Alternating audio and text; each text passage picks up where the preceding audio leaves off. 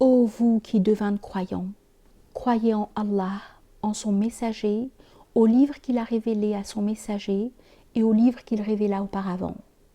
Quiconque mécroit en Allah, en ses anges, en ses livres, en ses messagers et au jour dernier, il s'est sûrement fourvoyé un vrai profond fourvoiement.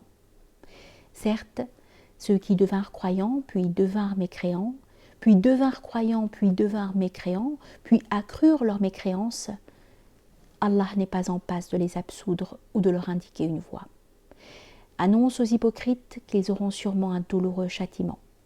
Ceux qui prennent les mécréants comme protecteurs au lieu des croyants, recherchent-ils auprès d'eux l'invincibilité? Certes, l'invincibilité en totalité appartient à Allah. En fait, il vous a révélé dans le livre que si vous entendez que les versets d'Allah sont pris en mécréance et tournés en dérision, ne restez pas avec eux, jusqu'à ce qu'ils engagent une autre discussion. Sinon, vous êtes leurs semblables. Certes, Allah rassemblera les hypocrites et les mécréants en totalité dans la Géhenne. Ceux qui vous guettent et qui, si une victoire vous est accordée par Allah, disent « N'étions-nous pas avec vous ?» Et si les mécréants y avaient une part, ils disent « Ne vous avons-nous pas accaparés et ne vous avons-nous pas défendus contre les croyants ?» Ainsi, Allah jugera entre vous le jour de la résurrection, et Allah ne donnera pas moyen aux mécréants contre les croyants. Certes, les hypocrites trompent Allah, mais lui leur rendra leur tromperie. Et s'ils se lèvent pour la prière, ils se lèvent paresseux, par ostentation devant les hommes, et ne psalmodient le nom d'Allah que fort peu, oscillant en cela, ni vers ceci, ni vers cela. Et quiconque Allah condamne au fourvoiement, tu ne lui trouveras point de voie. Ô vous qui devinrent croyants, ne prenez point les mécréants comme protecteurs au lieu des croyants. Voulez-vous donner à Allah contre vous une autorité évidente? Certes, les hypocrites sont au plus bas fond du feu, et tu ne leur trouveras point de partisans. Sauf ceux qui se sont repentis, qui s'amendèrent, qui s'attachèrent à Allah et qui sont fidèles en leur religion pour Allah. Ceux-là seront avec les croyants. Allah donnera aux croyants une immense rémunération. Qu'a-t-il à faire Allah de votre châtiment si vous êtes reconnaissant et croyant? Certes, Allah a toujours été rémunérateur, tout sciant. Allah n'aime point qu'on profère de mauvaises paroles, sauf quiconque a subi une injustice. Allah a toujours été omni-audient, tout sciant. Que vous manifestiez un bien ou que vous le cachiez, ou que vous pardonniez un mal, Allah a toujours été pardonneur, omnipuissant. Certes, ceux qui mécroient en Allah et en ses messagers, qui veulent séparer entre Allah et ses messagers, qui disent « nous croyons en certains et mécroyons en certains » et qui veulent se frayer un chemin entre cela, ceux-là sont les vrais mécréants. Nous avons préparé aux mécréants un infâme châtiment. Et ceux qui devinrent croyants en Allah et en ses messagers et qui n'ont point séparé entre aucun d'entre eux, ceux-là, il leur accordera leur rémunération. Allah a toujours été absoluteur, miséricordieux.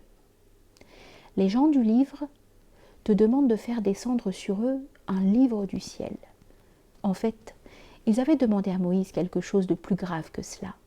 Ils avaient dit « Fais-nous voir Allah ostensiblement ». Alors la foudre les frappa à cause de leur injustice. Ensuite, ils adoptèrent le veau après que leur vinrent les évidences. Nous pardonnâmes cela et accordâmes à Moïse un argument évident. Et nous haussâmes au-dessus d'eux At-Tour, la montagne, en vertu de leur alliance, et nous leur dîmes « Franchissez la porte et prosternez-vous ». Et nous leur dîmes « Ne transgressez pas le Shabbat ». Et nous conclûmes avec eux un pacte solennel.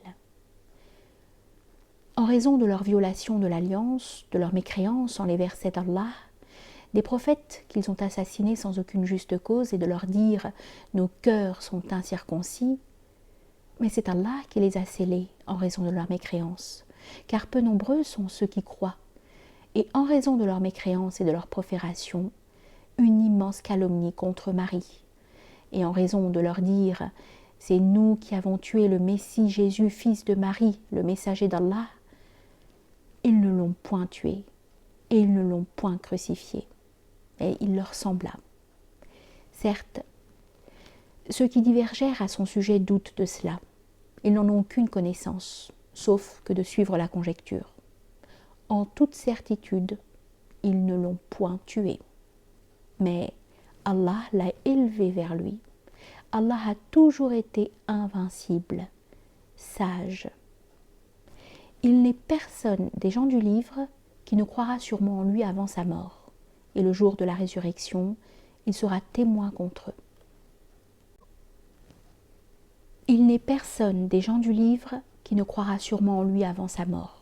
Et le jour de la résurrection, il sera témoin contre eux. En raison de quelque injustice de ceux qui se judaïsèrent, nous leur avons interdit des délices qui leur étaient licites, et parce qu'ils ont énormément rebuté de la cause d'Allah, et parce qu'ils ont pratiqué l'usure qui leur était prohibée, et parce qu'ils se sont illicitement emparés des biens des hommes. Nous préparâmes aux mécréants d'entre eux un douloureux châtiment. Mais les enracinés dans la science d'entre eux et les croyants croient en ce qui te fut révélé, en ce qui te fut révélé avant toi.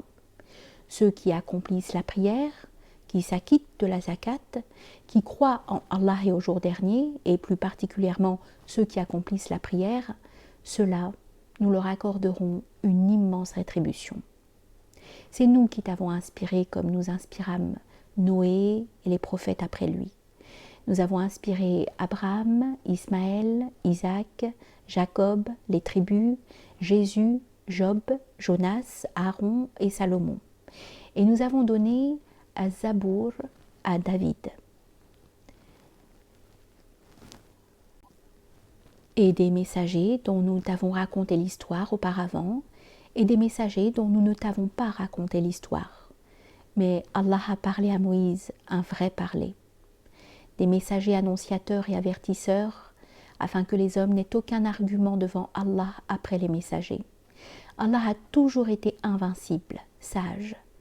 Mais Allah témoigne de ce qu'il te révéla. Il le révéla en toute connaissance, et les anges en témoignent, qu'il suffise d'Allah comme témoin. Certes, ceux qui devinrent mécréants et ont rebuté de la cause d'Allah se sont fourvoyés, en effet, un vrai profond fourvoiement. Certes, ceux qui devinrent mécréants et ont été injustes, Allah ne les absoudra point et ne leur indiquera point un chemin, sauf le chemin de la Géhenne, où ils s'éterniseront à jamais. Cela est bien facile pour Allah. Ô homme, le messager est effectivement venu à vous avec la vérité de votre Seigneur. Croyez donc, c'est meilleur pour vous. Et si vous mécroyez, c'est sûrement à Allah qu'appartient ce qui est dans les cieux et la terre.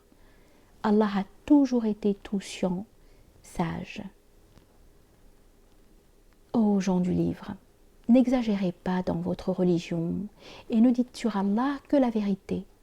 Le Messie, Jésus, fils de Marie, n'est que le messager d'Allah et sa parole qu'il projeta à Marie, et un esprit de sa création. Croyez donc en Allah et en ses messagers. Ne dites point 3. Finissez-en, c'est meilleur pour vous. Certes, Allah est un Dieu unique. Gloire à lui qu'il est un fils.